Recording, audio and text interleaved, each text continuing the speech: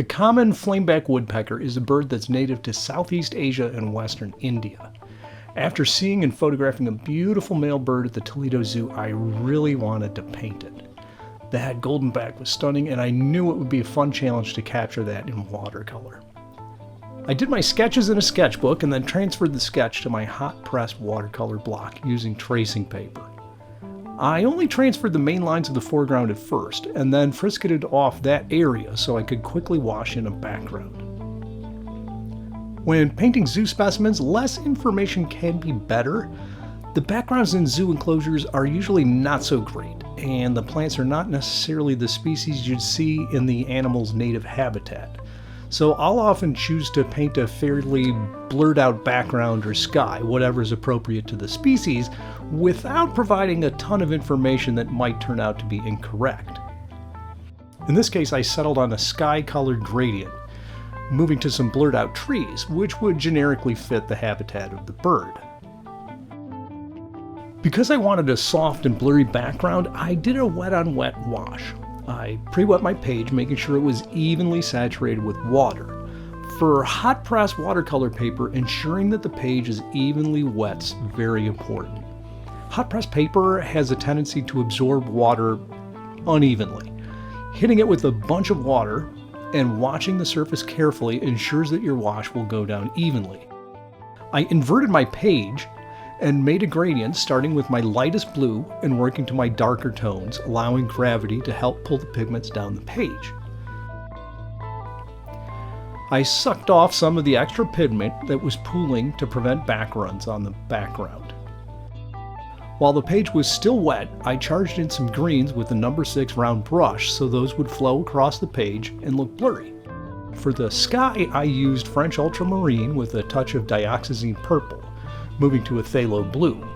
For the blurry greens, I used phthalo green and lemon yellow for the lighter areas, and phthalo green with some cadmium red medium for the darker greens. I sucked off some of the extra pigment that was pooling to prevent backruns and then hit the entire page with the hairdryer. At this point, the background was finished, so I peeled off the frisket, revealing the white of the page. After that, I transferred the sketch to the foreground using tracing paper.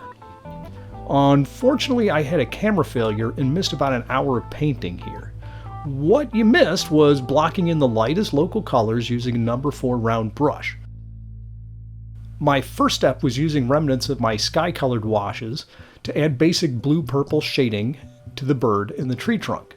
That quickly established my general lighting. For the red of the head, I used a mix of chrome orange and cadmium red medium. On the back, I used some lemon yellow. As for the dark colors, I used a mix of dioxazine purple, phthalo green, and cadmium red. The browns of the tree trunk used a lot of chrome orange mixed with dioxazine purple, phthalo blue, and cadmium red. Almost all of the work for the rest of the painting was done with a sharp number 2 round brush. I always keep my background wash well plate nearby so I can pick up shadow colors and reflected light colors. Well, you can see how dark and dull and lifeless my reference photo actually was. It was dominated by gray and brown tones. I wanted to reimagine the scene as a warm sunny spot in a gap in the forest, and hopefully push those colors of the tree trunk to much more saturated. This would help tie in some of the saturated colors from the bird's back, and contrast those with the split complement with the blue purples of the sky and the shadows. Those purple blues, well, those should have a lot more life and interest than the kind of boring blacks you're seeing in the photograph. In general, I like to work a painting as a whole, moving all over the page so everything builds detail more or less evenly. Well, this helps in a few ways. I think of it as the dinner before dessert analogy. If you start with dessert, you're not going to want to finish your dinner. Similarly, if you start the painting with all the most fun parts, like eyes, and you do those first, it isn't unusual to lose your energy, your enthusiasm, and interest in the other 90% of the painting.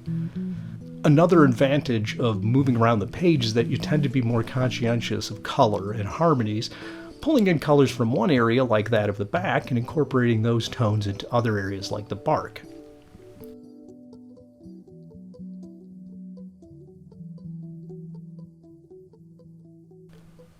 You can see from the paint being mixed on the butcher's tray that I'm applying dozens of light glazes of color and letting the layers overlay each other on the page to build saturation and contrast in my textures. I work progressively darker as I go, and I'm always consciously thinking about the overall values to represent the lighting of the scene. I'm mostly using the same bluish purples for the shadows rather than any, say, tube grays or black colors. Years ago when I was in art school, another student asked our watercolor teacher where he would suggest putting black on his palette. Well, the teacher said, "Black doesn't go on your palette, it goes in the trash." He said the same thing about Payne's Gray, and I basically agree. Black especially has a way of sucking the life out of a painting.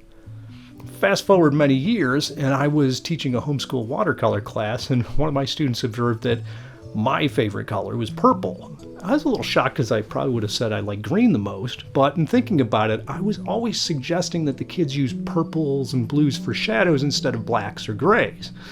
I'm guessing that's why she said purple was my favorite color, and I do use it a lot. If I do need a blackish color, I'll often mix phthalo green and permanent alizarin crimson, which approaches black but always has some sort of other color flavor in there. It might be a little more red, a little more green, but it has personality. Mixing French ultramarine and burnt sienna makes some really nice darks too.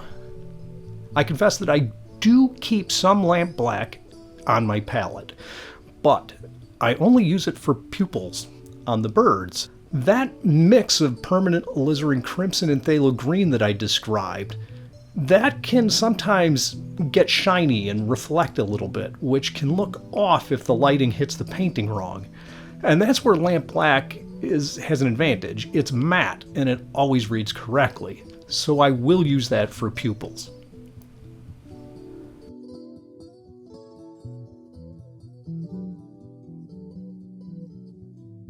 The redheads on these woodpeckers is always fun to paint.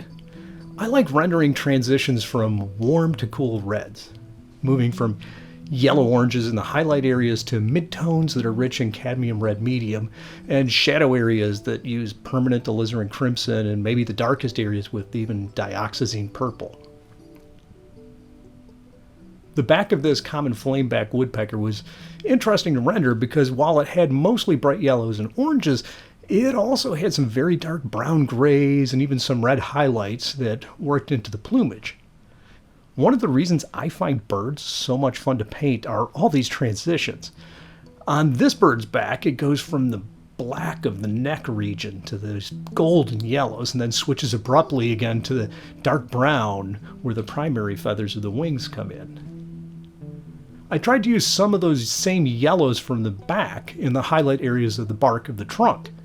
And in a similar way, I brought some of those purples of the shadows on the bark to the darkish, blackish colors that I used on the bird's wings.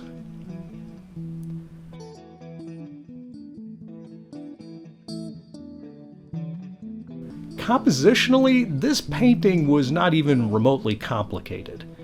It could be really boring since it was so straightforward. There were a few things that I wanted to do in order to keep it a bit more interesting than it might have been otherwise. First was putting in some sort of a background. Without a background, it would basically just look like a spot illustration. And those background colors open up a lot of doors, allowing you to introduce some color context.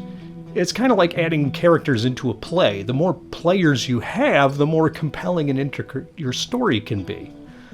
Well, those blue purples of the sky invite you to inject more color and saturation into your shadows. And those blurry greens in the background will help you tie in the yellow colors on the bird's back.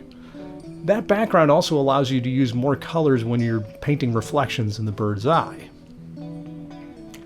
I chose to amp up the corrugation that's on the tree's bark for a few reasons. First, its texture and patterns would be similar to the feathering of the bird and show off more light and dark patterns to bring in those colored shadows and warm highlights. By adding more of the splintering bark at the top of the page, I'd have more of that play of light and shadow, And those shapes would be reminiscent of the longer thin feathers on the bird's back and wings.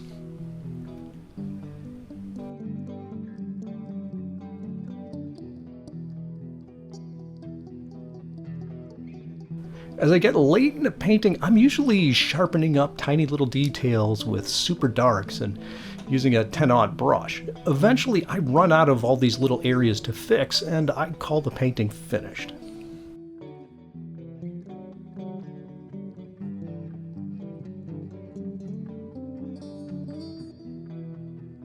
Thanks so much for watching. This common flameback woodpecker was a fun painting to work on.